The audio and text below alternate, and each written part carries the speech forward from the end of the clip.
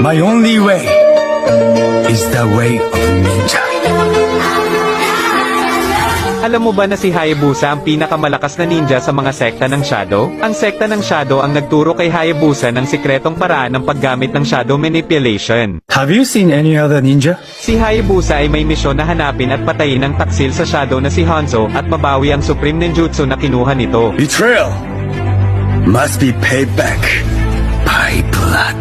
Nang malaman ni Kagura na ang kanyang kababata na si Hayabusa ay ipinadala sa isang mapanganib na misyon, ito ay kanyang sinundan ng palihim dala-dala ang kanyang sandata na payong, at umaasa na makakatulong sa misyon ni Hayabusa. I give up on anything for the ultimate ninjutsu. Anything! I've got your back, Hayabusa! Please, be careful, Kagura.